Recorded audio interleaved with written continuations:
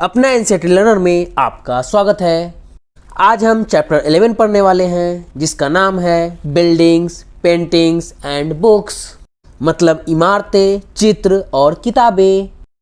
तो चैप्टर को स्टार्ट करने से पहले आइए जान लेते हैं कि आज हम क्या क्या जानने वाले हैं। तो सबसे पहले जो है हम आयरन पिलर के बारे में जानेंगे। हम देखेंगे कि ये इतना जो है यूनिक क्यों है। फिर हम ईंटों और पत्थरों से बनी बिल्डिंग को देखेंगे।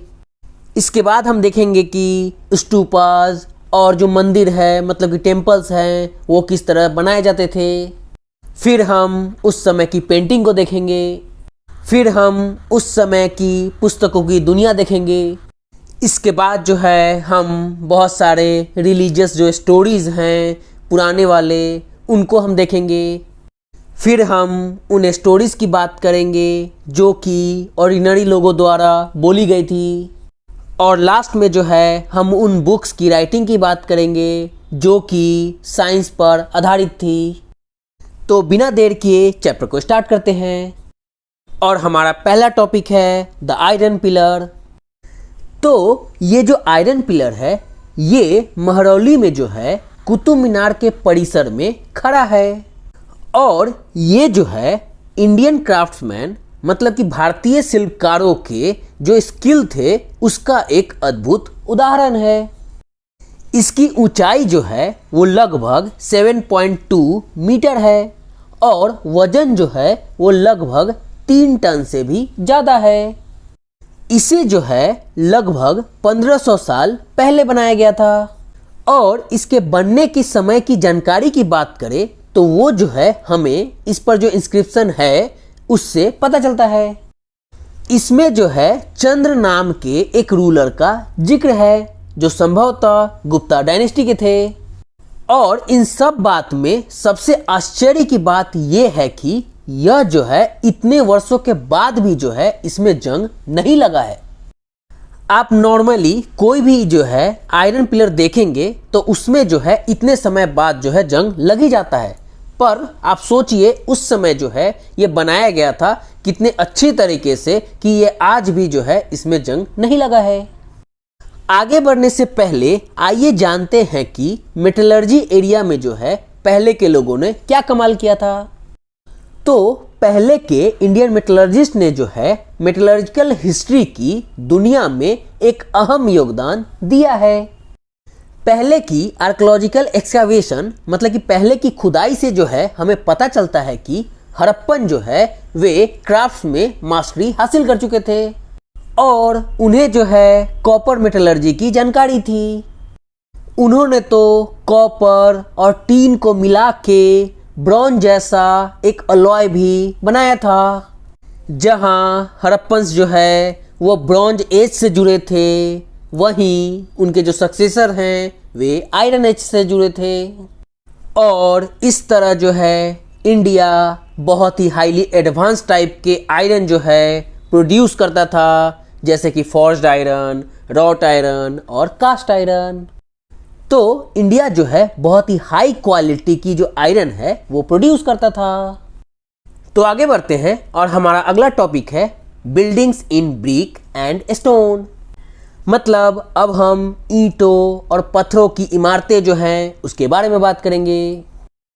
तो हमारे क्राफ्ट पर्सन मतलब कि जो शिल्पकार थे उनके स्किल का जो नमूना है वो हमें स्टूपास जैसी बिल्डिंग में देखने को मिलते हैं।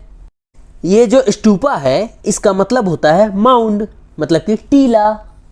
हालांकि ये जो स्टूपा हैं ये बहुत ही तरह के होते हैं जैसे कि कभी कभी जो है ये गोल या लंबे होंगे या फिर कभी कभी जो है ये बड़े या छोटे होंगे। पर उन सब में जो है एक समानता है और वह यह है कि एक स्मॉल बॉक्स जो है वह स्टूपा के सेंटर या हर्ट में रखा रहता है। और इन बॉक्स में जो है बुद्धा और उनके फॉलोअर्स के बॉडली रिमेन्स जो हैं होते हैं जैसे कि उनके टीथ, बोन या एसेस। इन सब के अलावा जो है उनके द्वारा कोई यूज किया हुआ चीज़ हो या फिर कीमती पत्थर हो या फिर सिक्के हो ये सब रखे रहते हैं। इस बॉक्स को जो है रेलिक कैस्केट कहते हैं और इसे जो है मिट्टी से कवर किया जाता है। इसके बाद जो है मड ब्रिक या बेक्ड ब्रिक से जो है ढक दिया जाता है। इसके बाद भी जो है इसमें काम खत्म नहीं होता है और फिर जो है डोम लाइक स्ट्रक्चर जो है उसको कवर करने के लिए स्टोन स्लैब जो है लगाया जाता है और इस तरह से हम देखेंगे कि डोम लाइक स्ट्रक्चर प्रिपेयर होता है। इसके बाद स्तूपा के चारों ओर परिक्रमा करने के लिए एक पाथ भी बनाया जाता है जिसे प्रदक्षिणा पाथ कहते हैं। फिर जो है इस रास्ते को रेलिंग से घेर दिया जाता था जिसे वेदिका कहते हैं। इस पाथ में जो है प्रवेश द्वार भी बने होते थे और डेवोटी जो हैं वे स्तूपा के चारों तरफ पैदल चलते हुए क्लॉकवाइज डायरेक्शन में जो है घूमते थे as a mark of devotion, मतलब भक्ति भावना दिखाने के लिए। और ये जो रेलिंग और गेटवेज दोनों को ही जो है स्कल्पचर से डेकोरेट किया जाता था और इस तरह जो है ये पूरी तरह बन के तैयार हो जाता था। इस टाइप के जो स्तूपा हैं वे अमरावती में जो है एक टाइम पे एग्जिस्ट करते थे और लगभग 2000 साल पहले जो है इन स्तूपा को डेकोरेट करने के लिए बहुत सारे स्टोन कार्विंग जो है किए गए थे।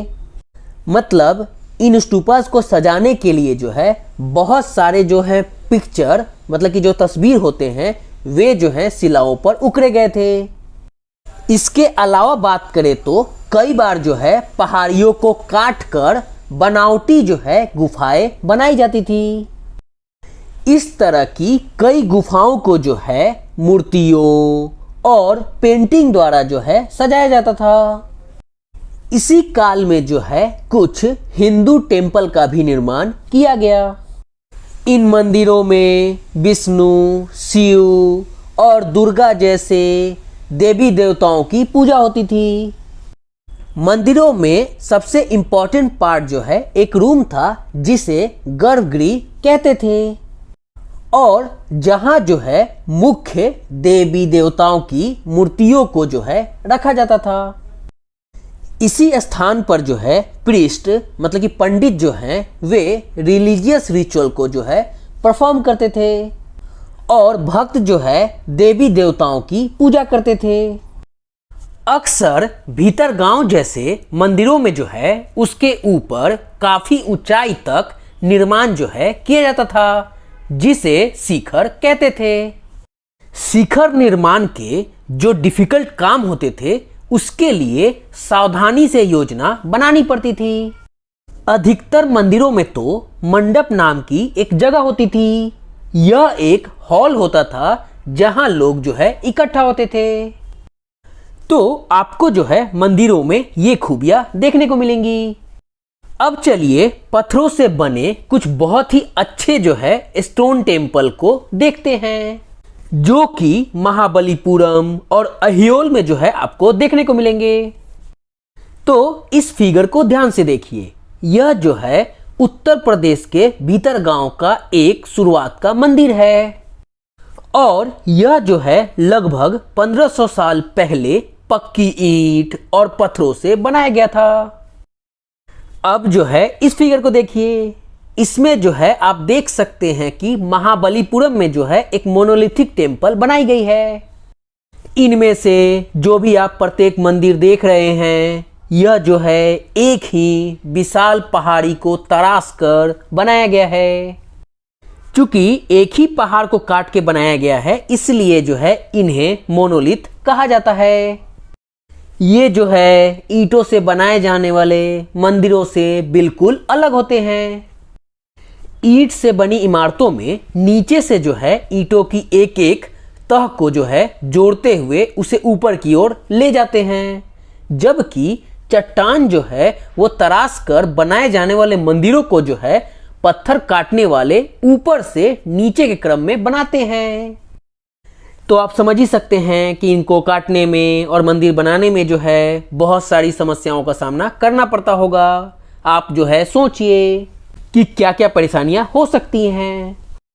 और लास्ट में जो है इस फिगर को ध्यान से देखिए, यह जो है ऐहोल का जो है दुर्गा मंदिर है और यह जो है लगभग 1400 साल पहले बनाया गया था।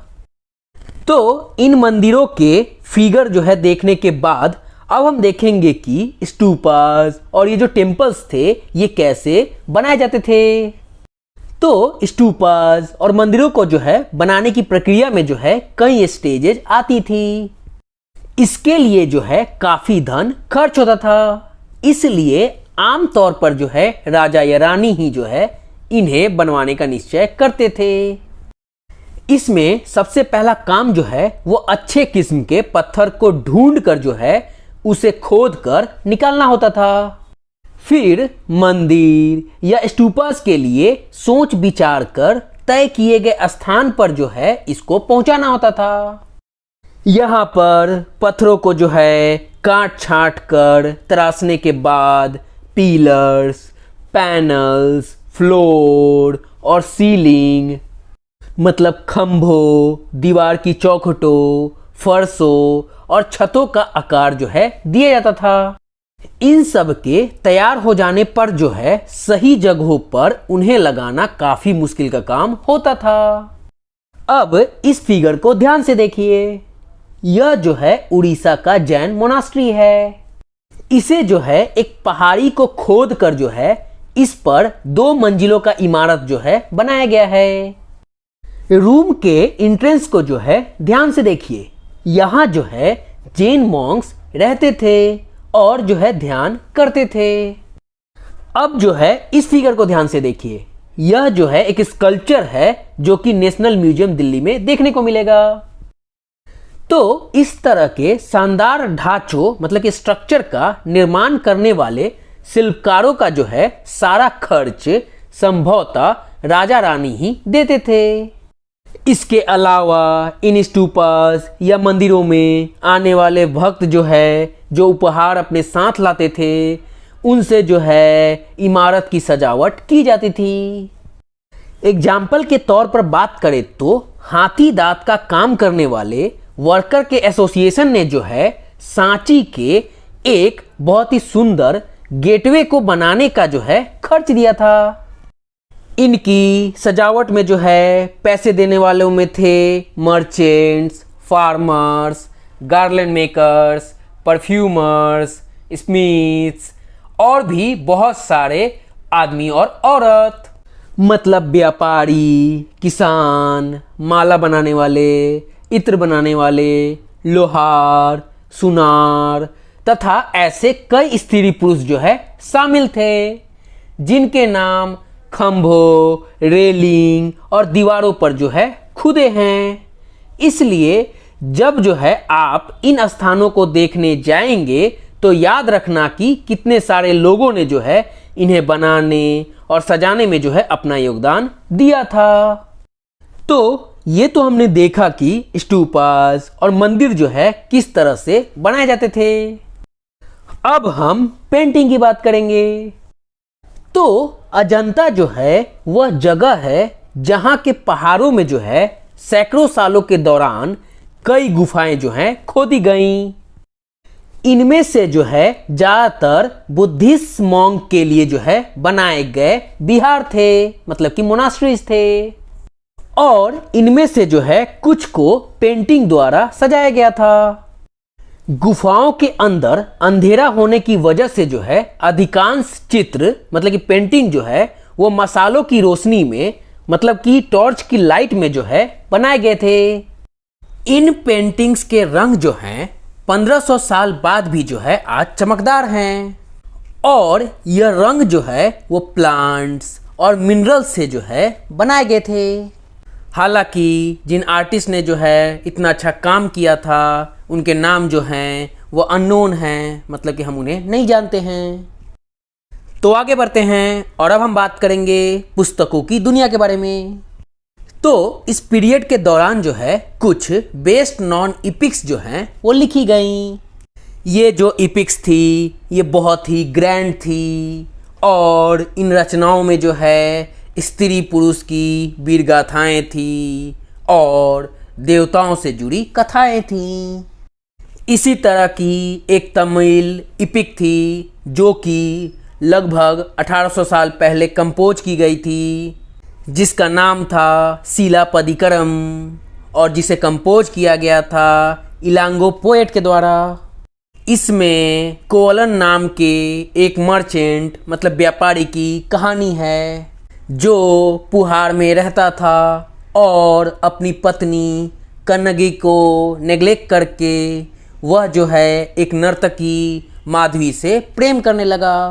बाद में वह और कन्नगी जो है पुहार छोड़कर मदुरई चले गए, जहाँ पर पांड्या राजा के दरबारी जौहरी ने जो है वो कोवलन पर चोरी का झूठा आरोप लगाया, जिस पर राजा ने जो है उसे प्राणदंड दे दिया।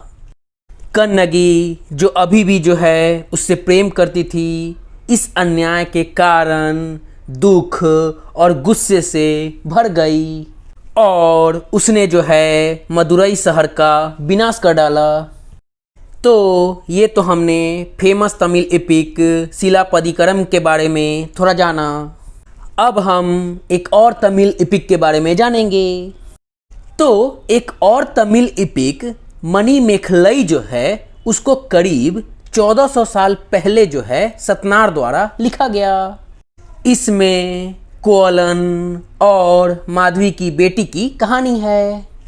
ये ब्यूटीफुल कंपोजिशन जो है वो सदियों पहले खो गई थी, लेकिन फिर जो है मैन्युस्क्रिप्ट के रूप में जो है दोबारा 100 साल पहले मिली।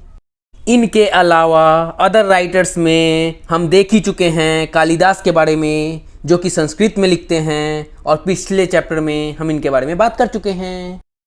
तो आगे बढ़ते हैं और हमारा अगला टॉपिक है recording and preserving old stories. तो हिंदू धर्म से जुड़ी कई कहानियाँ जो हैं जो बहुत पहले प्रचलित थी, इसी काल में जो है लिखी गईं। इनमें पुराण भी जो है शामिल है। पुराण का जो है वो मतलब होता है ओल्ड, मतलब कि प्राचीन। पुराणों में विष्णु, शिव, दुर्गा या पार्वती जैसे देवी देवताओं से जुड़ी कहानियां हैं। इनमें इन देवी देवताओं की पूजा कैसे की जाती है इसके डिटेल्स भी दिए गए हैं।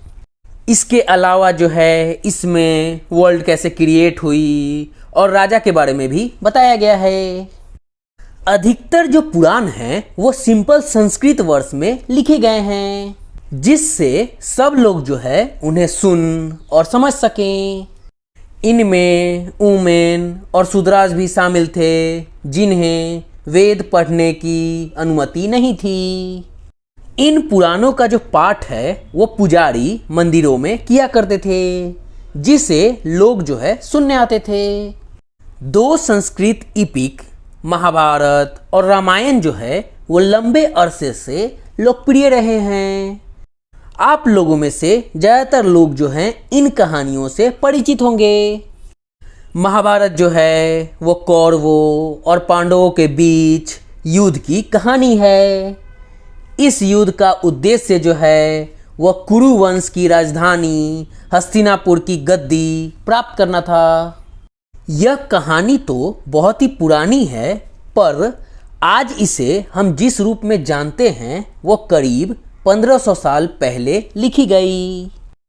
माना जाता है कि पुराणों और महाभारत दोनों को ही व्यास नाम के ऋषि ने जो है कंपाइल किया था। महाभारत में ही भागवत गीता भी है, जिसके बारे में हमने जो है चैप्टर 9 में बात की थी।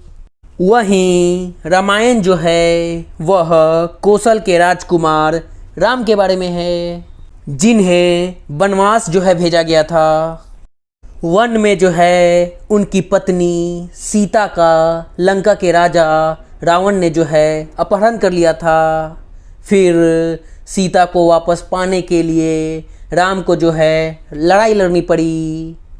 फिर वे विजयी होकर कौशल की राजधानी अयोध्या लौटे।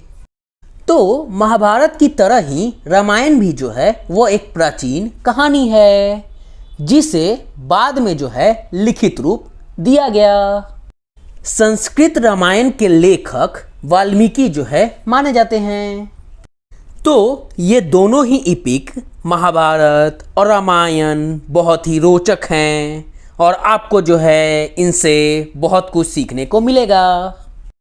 तो आगे बढ़ते हैं और अब हम आम लोगों द्वारा कही जाने वाली कहानियों के बारे में बात करेंगे। तो आम लोग भी जो है कहानियाँ कहते थे, कविताओं और गीतों की रचना करते थे, गाने गाते थे, नाचते थे और नाटकों को जो है खेलते थे। इनमें से कुछ तो जो हैं इस समय के आसपास जटकास और पंचतंत्र की कहानियों के रूप में जो है लिखकर सुरक्षित कर लिए गए। जटकास की स्टोरी तो अक्सर जो है स्टूपास की रेलिंगों में और अजंता के पेंटिंग में दर्शाई जाती थी। चलिए इन्हीं में से एक की कहानी जानते हैं। तो यह जो है वह बंदर राजा की कहानी है। एक समय की बात है, बंदरों का एक महान राजा हुआ। वह जो है हिमालय पर गंगा के किनारे अपने 80,000 फॉलोअर्स के साथ रहता था। इन सारे बंदरों को जो है एक खास आम के पेड़ के फल बहुत ही प्रिय थे। ये आम जो है बड़े ही मीठे होते थे और इतने स्वादिष्ट आम जो है वो प्लेन पर नहीं उगते थे। एक दिन एक पका हुआ आम जो है वह गंगा नदी में गिरकर बहते बहते वाराणसी पहुंच गया। उस वक्त नदी में वहां का राजा नहा रहा था। उसे वो आम मिला। जब उसने वो चखा तो वो हैरान रह गया। फिर जो है उसने अपने राज्य के जंगलों की देखभाल करने वालों से पूछा कि क्या वे जो है इस आम के पेड़ को ढूंढ सकते हैं या नहीं। तो वे लोग जो है राजा को हिमालय की पहाड़ी पर ले गए। वहां पहुंचकर राजा और उनके दरबारियों ने जो है खूब आम खाए। रात में राजा ने देखा कि बंदर भी जो है पके आमों का मजा ले रहे हैं। तो राजा को जो है यह बात बुरी लगी और उसने जो है उन्हें मार डालने का फैसला किया। यह देखकर बंदरों के राजा ने जो है अपनी प्रजा को बचाने की एक योजना बनाई। उसने आम के पेड़ की टहनियों को तोड़कर उन्हें आपस में बांधकर नदी पर एक पुल बनाया।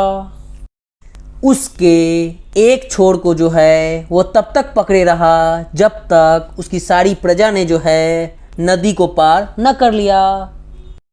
पर वो इस प्रयास में जो है इतना थक गया कि गिर पड़ा और मरने की हालत में आ गया। राजा ने जो है जब यह सब देखा तो उसने बंदर राजा को बचाने की काफ़ी कोशिश की, पर वो जो है सफल नहीं हो पाया।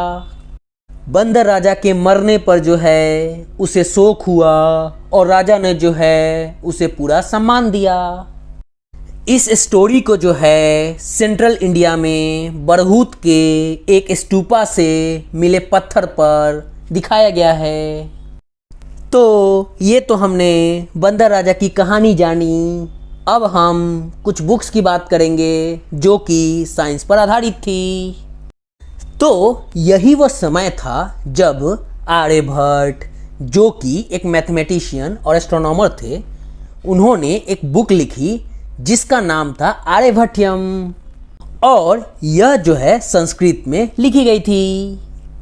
इसमें उन्होंने लिखा कि दिन और रात जो है वह पृथ्वी के रोटेशन के कारण होती है, जबकि हमें लगता है कि रोज जो है सूर्य निकलता है और डूबता है। उन्होंने इक्लिप्स मतलब कि ग्रहण के बारे में भी एक साइंटिफिक एक्सप्लेनेशन दिया। इसके अलावा उन्होंने जो है सरकमफ्रेंस ऑफ सर्किल को कैलकुलेट करने का तरीका निकाल डाला, जो कि उतना ही एक्यूरेट है जो कि आज हम यूज करते हैं फॉर्मूला के थ्रू निकालने का। आर्यभट्ट के अलावा वराहमिहिर, ब्रह्मगुप्त और भास्कराचार्य जैसे कुछ अन्य मैथमेटिशियन और एस्ट्रोनॉमर थे जिन्होंने जो है कई डिस्कवरीज की। आप जो है इनके बारे में ज़रूर पता लगाइएगा। चलिए अब हम थोड़ा जीरो के बारे में जानते हैं। तो न्यूमरल्स मतलब कि अंकों का प्रयोग जो है वो पहले से होता रहा था, पर अब जो है भारत के मैथमेटिशियन ने जो है जीरो के लिए एक नए तरह का सिंबल का आविष्कार किया था। काउंटिंग की यह जो सिस्टम है वह अरब्स ने जो है अपनाई और बाद में जो है यूरोप में फैल गई। आज भी जो है ये पूरी दुनिया में प्रयोग की जाती है। तो हम देख सकते हैं कि जीरो को लाने में भारत का बहुत बड़ा योगदान रहा है। चलिए अब हम थोड़ा आयुर्वेद के बारे में जान लेते हैं। तो आयुर्वेद जो है वह हेल्थ साइंस का एक वेल नोन सिस्टम है जिसे एंशिएंट इंडिया में डेवलप किया गया था। एंशिएंट इंडिया में जो है आयुर्वेद की दुनिया में दो फेमस प्रैक्टिशनर थे। एक का नाम था चरक जो कि फर्स्ट से सेकेंड सेंचुरी के दौरान थे, और दूसरे थे सुश्रुता जो कि फोर्थ सेंचुरी के दौरान थे। चरक संहिता जो है वो चरक के द्वारा लिखी गई है और वो एक मेडिसिन की दुनिया में बहुत ही रिमार्केबल बुक है। वहीं सुश्रुत संहिता में सुश्रुता ने जो है बहुत ही एलाबोरेट सर्जिकल प्रोसीजर के बारे में बताया है। तो हम देख सकते हैं कि उस पीरियड में भी भारत जो है वो हेल्थ साइंस की दुनिया में बहुत ही नाम कमा चुका था। तो इसके साथ ही ये चैप्टर कंप्लीट होता है, लेकिन जाने से पहले हर बार की तरह हम कुछ एक्स्ट्रा जानेंगे जो कि एनसीईआरटी के लास्ट में दिया जाता है। तो आज हम पेपर के बारे में जानेंगे जो कि हमारे डेली लाइफ का हिस्सा है। तो पेपर जो है आज हमारे रोज़मर्रा की ज़िंदगी का बहुत ही इम्पोर्टेंट हिस्सा बन गया है। जो किताबें हम पढ़ते हैं वे पेपर पर छपी होती हैं, उसी तरह लिखने के लिए भी हम पेपर का ही उपयोग करते हैं। अगर पेपर के आविष्कार के बारे में बात करें तो वो जो है करीब 1900 साल पहले काई लून नाम के व्यक्ति ने जो है चाइना में किया। उसने प्लांट फाइबर मतलब कि पौधे के रेशों, कपड़ों, रस्सियों और पेड़ की छालों को जो है पीट पीट कर फिर उसे दबा के जो है उसे पानी में भिगो दिया। फिर जो है उसके पानी को निचोड़ा और सुखा कर जो है पेपर बनाया। आज भी जो है हाथ के कागज़ मतलब पेपर जो है वो बनाने की इस विधि को अपनाया जाता है। हालांकि कागज़ बनाने की तकनीक मतलब कि पेपर बनाने की जो तकनीक है उसको सदियों तक गुप्त रखा गया, मतलब कि छुपा के रखा गया। लेकिन 1400 साल पहले जो है यह कोरिया तक पहुंच गई। इसके तुरंत बाद ही जो है ये जापान तक फैल गई। फिर करीब 1800 साल पहले जो है यह बगदाद में पहुंची। फिर बगदाद से जो है यूरोप, अफ्रीका और एशिया के अन्य भागों में फैल गई। इस सब कॉन्टिनेंट में भी जो है पेपर की जानकारी बगदाद से ही आई है। तो ये तो हमने देखा कि पेपर जो है कैसे इन्वेंट हुई, किसने इन्वेंट किया और फिर जो है ये कैसे कैसे कहाँ कहाँ फैला। अब चलिए हम कुछ इम्पॉर्टेंट डेट्स की बात कर लेते हैं जो इस चैप्टर से रिलेटेड इम्पॉर्टेंट है। तो पहला इम्पॉर्टेंट जो डेट है वो है स्टूपा बिल्डिंग का निर्माण जो कि लगभग 2300 साल पहले हुआ था। अगर हम दूसरे इम्पॉर्टेंट डेट की बात करें तो वो था अमरावती में बहुत सारे जो निर्माण हुए थे जो कि लगभग 2000 साल पहले हुए थे। तीसरा इम्पॉर्टेंट डेट की बात करें तो वो थे कालिदास जिन्होंने बहुत सारे जो है रचनाएं लिखी, वो जो है लगभग 1600 साल पहले लिखी। अगर चौथा इंपॉर्टेंट डेट की बात करें तो वो थी आयरन पिलर, भीतरगांव में टेम्पल, अजंता की पेंटिंग और आर्यभट्ट। ये सब जो है हमें 1500 साल पहले देखने को मिली। और अगर लास्ट इंपॉर्टेंट डेट की बात करें तो वो था दुर्गा टेम्पल, जो कि लगभग 1400 साल पहले बनी थी। तो इसके साथ ही ये चैप्टर जो है पूरी तरह से कंप्लीट होता है। अगर आपको इस चैप्टर से रिलेटेड कोई इंपॉर्टेंट क्वेश्चन पूछना हो तो आप नीचे कमेंट बॉक्स में अपना क्वेश्चन डाल सकते हैं। आपके क्वेश्चंस का जवाब जल्द से जल्द दे दिया जाएगा। और अगर आपको ये वीडियो पसंद आ रहा है तो इसे लाइक, शेयर और सब्सक्राइब करें। Thank you for watching this video.